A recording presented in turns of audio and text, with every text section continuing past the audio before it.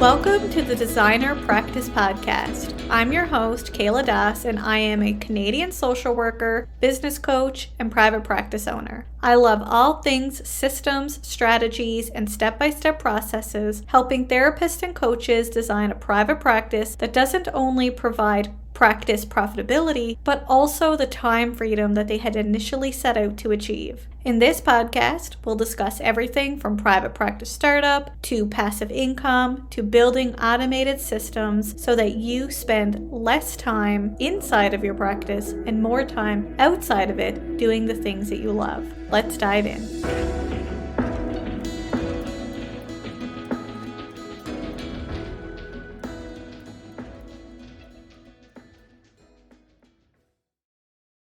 Today's podcast episode is sponsored by Jane app. Before we dive into today's episode, let's chat about Jane. Jane is an all-in-one practice management software that can help you manage your practice with a suite of features that makes it easy to meet with individuals, couples, and families.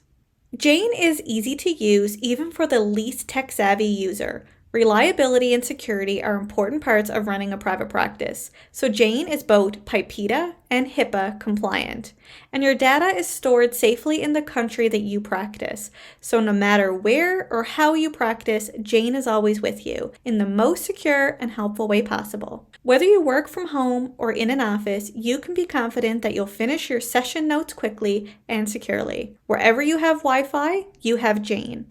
And Jane's support team is always ready to lend a helping hand.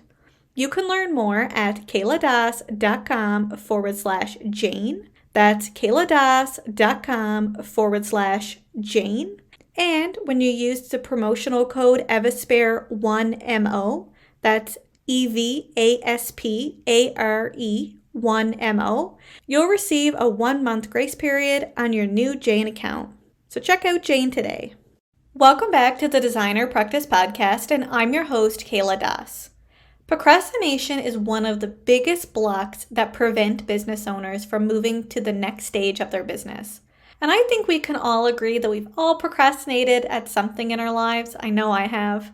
In this episode of the Designer Practice Podcast, I'm going to share with you 5 strategies for managing procrastination when it shows up in your business, whether you're starting, growing, or even scaling your private practice. However, we first need to understand where our procrastination is coming from and why it is happening. Although I believe we all have procrastinated something at some point in our lives, we don't actually procrastinate the same things. And that's because there are 3 reasons on why we procrastinate. And when we better understand ourselves, we can better understand why we're procrastinating, and we can also choose the best strategy that fits that reason.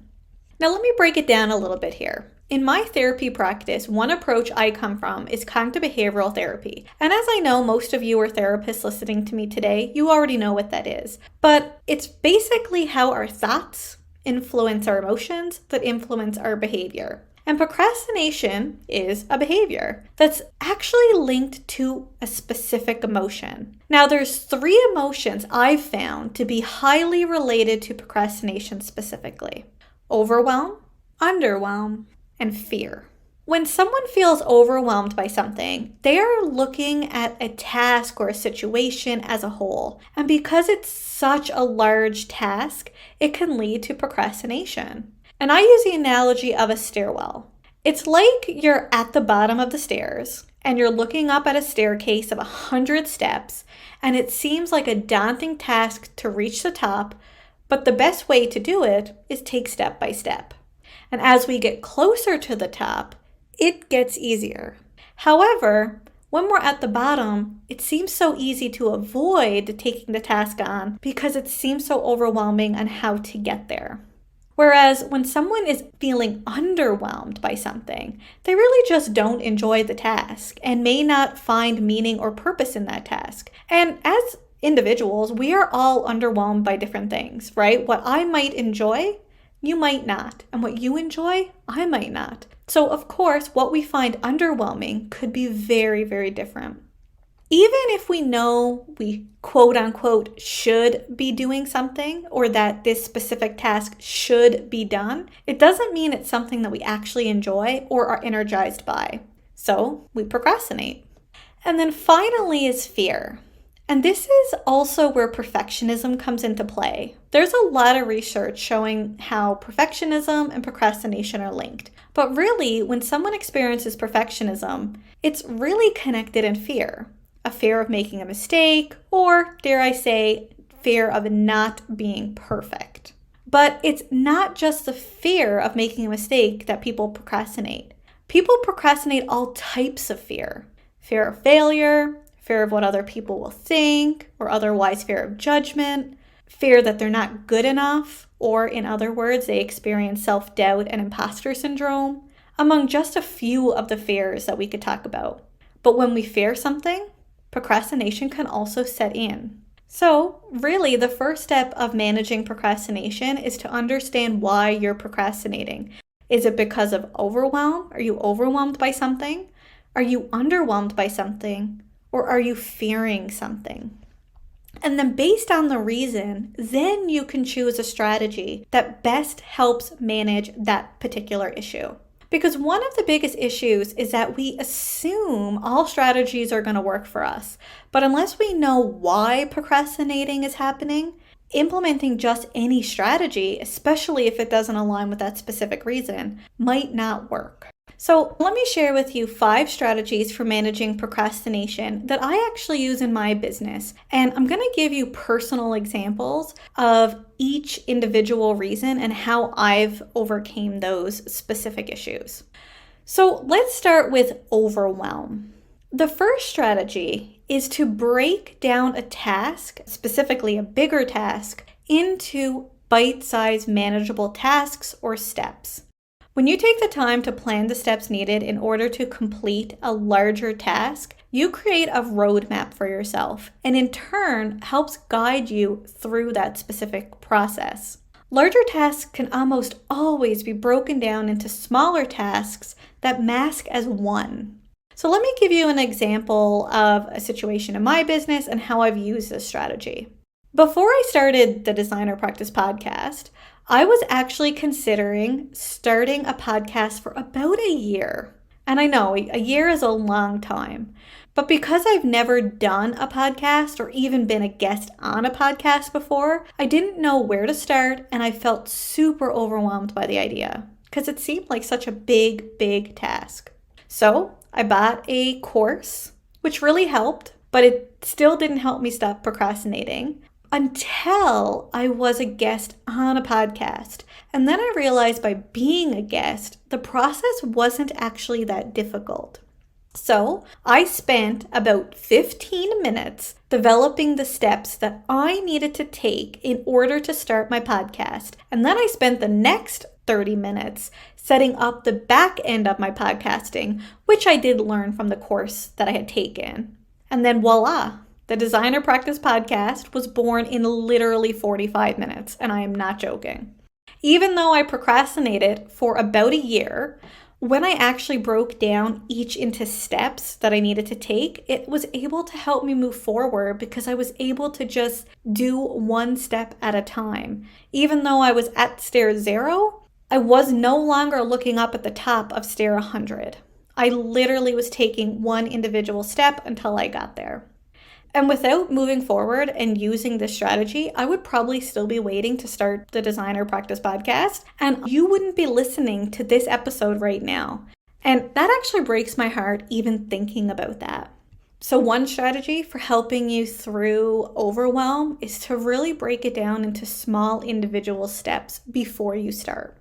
Another strategy for overwhelm is to prioritize your tasks. Sometimes we believe that everything has equal importance, but usually that isn't the case. At the beginning of your day or your week, take a few moments and prioritize your tasks in order of importance. And this is really important because I know this happened for me, and I've talked to other therapists who this has happened to as well, is that we look at this big list that we have and we try to get the easy stuff done first because it helps us feel accomplished, it helps us get through that list, but it might not really be moving us forward. It might just be sending an email here or doing this, but it's not pushing the needle. So I'm going to share with you a strategy that I use, and I find this super helpful in prioritizing my tasks. Now, you can prioritize your tasks in many ways. You do not have to use this strategy. But how I do it is I create what I call a top 3 alternate 3 list. So for the long list makers listening, I think you'll like this strategy. So I'm a list person through and through. I've always had a list. I still have a list. If you look at the side of my desk, there's a huge list there. When we think of these lists though, when the list starts getting bigger and bigger, it actually breeds overwhelm.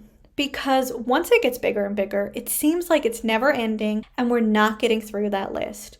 So how I've helped myself move forward with this is a top 3 alternate 3 strategy. And I still keep my list. So I'm not saying you have to get rid of your list, but this is in addition to that list. So let me explain how you do this. First of all, I take 2 different color Post-it notes and I choose 3 things on my big list that are the most important tasks that I need to complete this week. On the other Post-it note, I write down 3 alternate things that I can do after and only after I complete the top 3. So it's kind of 6 things I can do this week, but the top 3 is the most important. So if I don't get to the alternate, it's really no biggie. I can either move that Post-it note to the next week, or if my priorities shift or change the following week, I can easily just create a new top 3. How this helps is it helps me focus on the most important stuff without getting too bogged down by all the little tasks that are on my bigger list that are not necessarily moving me forward. It also helps me focus and feel more accomplished because I can certainly get 3 things done this week. Now, you might be wondering, why I said use 2 different Post-it notes. For me, I'm a visual person, and what I realize is when I actually write my top 3 and alternate 3 on a same color Post-it note, it actually increased my overwhelm. Because for me, it looked like a 2-page list. Even though there was only 6 things on that list, it looked like a 2-page list. Whereas when I wrote them on 2 separate colors, my brain can actually focus on the one color, which is the top 3, which then helps alleviate overwhelm. And then when I'm ready, if I'm ready, I can move to the alternate 3. Now, if you're someone who prefers to prioritize daily tasks over weekly tasks, you could modify this technique by having a top 1, alternate 1 for that day. This way, you know to focus on that one specific task, and then if and only if you have that specific task completed, you have an alternate that you can complete that is the next priority. I don't recommend doing a top 3, alternate 3 for one day because it's going to be counterproductive and actually will likely increase overwhelm because 3 things in a day can be really tough depending on what our day looks like. So if you're doing it weekly, top 3, alternate 3.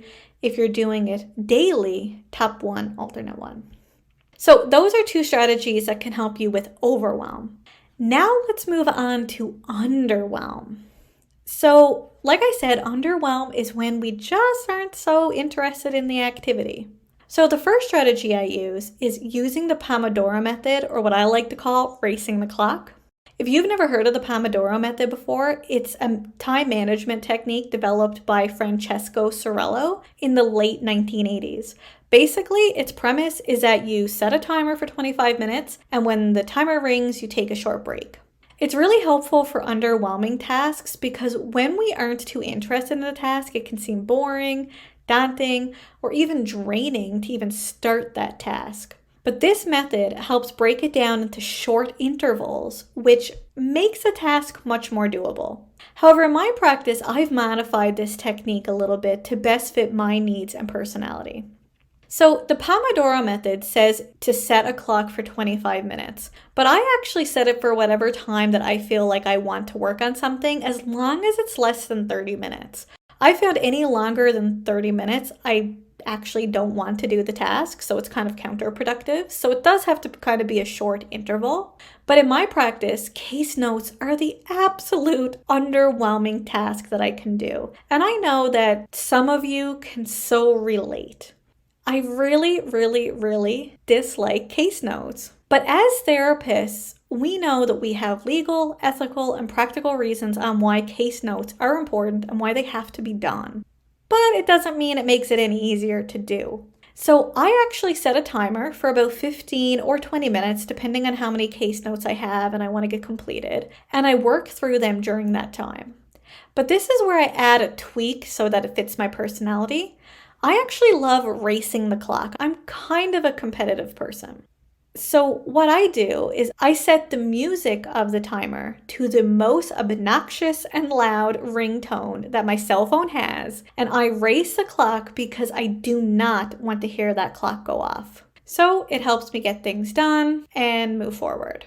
But this doesn't work for everyone. Some people like the congratulatory ringtone, like da da da da da da, so they can feel accomplished. And if you're this person, definitely work with who you are. It's really working with yourself instead of against yourself. And you're going to hear me say that a lot because I truly believe it's about working with who we are, not against who we are. So if you have to modify strategies, do it.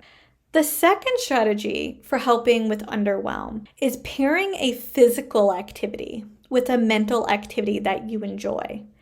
This strategy works well if you're procrastinating a physical activity and that it doesn't take too much brain power. However, it doesn't always work when it's the other way around, when it's a mental activity that requires brain power with a physical activity. So just remember that. It's more when it's a physical activity. So let me give you an example. Maybe you need to clean your office or fold your laundry, or even clean your bathroom. You might be procrastinating it because it's underwhelming to you. You just don't really want to do it. If this is the case, you can always pair it with a mental activity that also requires your concentration, but specifically something you enjoy though. It's important that you enjoy that specific activity. So some examples could be listening to music while you're clearing out your filing cabinet, or watching your favorite television show while you fold your laundry. Or maybe even put on your favorite episode of the Designer Practice podcast while you're cleaning the bathroom. So it helps distract you from the underwhelming physical activity by incorporating a mental activity that requires a little bit more concentration than the physical activity, and it's something that you enjoy. So now we're at the final strategy and the final reason. So how to manage procrastination when fear sets in. So fear is its own thing. And the key here is to understand that to conquer fear, we need to face that fear head on. And that's where this strategy comes in. So this strategy is simply taking action towards the fear, despite that fear. Even when you don't feel too confident in what you're doing, it's important to still take action. Now, if I had $1 every time someone said to me, Kayla, when I feel confident in this, I'm going to do X, Y, and Z, I would honestly be a millionaire. But my response is always the same. You'll be waiting a long time if you're waiting to feel confident. Because when it comes to fear, you only build confidence through facing your fear over and over and taking actions towards the fear so that you can prove to yourself that the worst isn't going to happen. And even on the very, very, very slight chance that it does, it is never as bad as we think it's going to be. So let me give you a personal example in my own business. So you may know that I have a free group on Facebook called Boosting Business Therapist Private Practice Community. I launched the group in 2021. And as of the time I'm recording this episode, which is a couple months before it's launched, I have over 3,600 people in that group. However, what most people don't know is that I had this group opened for about 2 months before I invited a single person into the group. I created the group in March 2021, and I didn't invite a single person until May 2021. Actually, May 14th to be exact. And yes, I remember the date because it was probably the first big step that I took in my business outside of the initial quitting my job and starting my business. So you might be wondering, why did I wait so long? And really the answer is I was plagued with fear. My fear was that no one would want to join. And I often had thoughts to myself, why would anyone want to be the first person in this group? Or even the second person, or the third person, and so on. And because of this, I didn't invite anyone into my Facebook group for 2 months. And the day that I made the decision that I was going to open this group, I was going to invite people in, I remember it so vividly. I was so scared. My heart was pounding. I had so many thoughts of, oh, you're going to fail. Oh, no one's going to join your group. All of these thoughts went through my head. But the key thing is I took action anyway, even though I was so fearful. First, I invited my close friends who are therapists as well. That was about 10 people. I will say that was probably the easiest step as I knew these people. Then I decided I'm going to invite my email list into the group, which at this point I was new into business, so I only had about 250 people on my email list at that time. But this step was super hard for me. I think it was probably the hardest part for me because I thought to myself, oh no, my email list is going to think that I'm a no one, that I'm a nobody, and they aren't going to want to join my group. And actually then thoughts went to, oh, then they're going to unsubscribe from my email list and so on. It was a huge catastrophe in my mind. But when I actually sent the email out, a bunch of my email list joined. And then I shared my group with pretty much anyone or anywhere that I could think of. And then my group just continued to grow. And like I said, I think the hardest part for me was inviting that 250 people from my email list, because I even remember sitting at my computer that day for what felt like 15 minutes. I don't know if it was 15 minutes, but it felt like 15 minutes trying to press send on my email provider. I really wanted to send that email, but I was so fearful that I just sat there with my finger on the return key and I was just waiting and waiting and waiting so that I had the courage and the ability to press that button. When I actually pressed it, I had a rush of panic go through me. All of the thoughts that I was worried about, I still thought them, but I just sat there and sat there. And after a while, people started joining the group. And then my fear started diminishing a bit because people were actually joining. They weren't afraid to be the first. They weren't afraid to be the second. And people didn't unsubscribe. Yeah, sure, there might have been one or two. I can't even remember. That was totally not on my radar. But for the most part, it went well. But it wasn't easy. And I think that's the key here. I still experience fear. I still did it. I feel a lot more confident today because I took that step. And now me sharing this with people is a no-brainer. I can do it. It's easy, but it caused me fear. And this was probably the second best thing that I ever did. And you might ask me what was my first, and going back to putting my resignation in to start my private practice full time. I was so panicky, so fearful for that too, but I can tell you both of these things that probably caused me the most fear in my entire life. I do not regret either decision, but it definitely caused me a lot of fear. So the key takeaway here is you need to take action despite that fear, because you build confidence by doing something over and over. You don't have confidence just out of nowhere, especially if it's something that you're fearful of.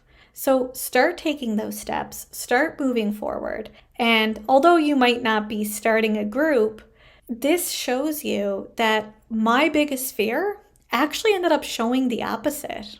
I grew a group from 0 to 3,600 people. And that's a huge accomplishment in my mind. So take actions towards the fear, because confidence is built by taking the actions over and over, not beforehand. So there you go. These are the 5 strategies to help you manage procrastination. Now, I want to say there are so many more strategies out there, but I definitely believe it is important for you to first identify the cause of your procrastination. Is it overwhelm? Is it underwhelm? Is it fear? And then you can choose your strategy. Because when we try certain strategies and they don't work, it's so easy to internalize that I'm the issue or nothing will work for me. But it's likely we are trying a strategy that isn't applicable for the reason on why we're experiencing procrastination.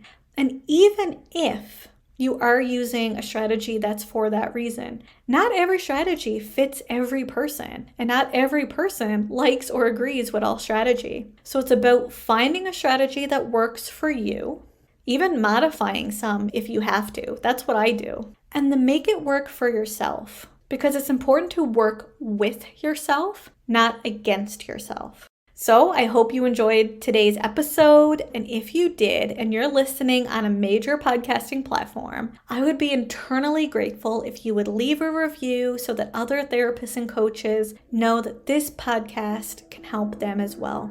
Thank you so much, and until next time, bye for now.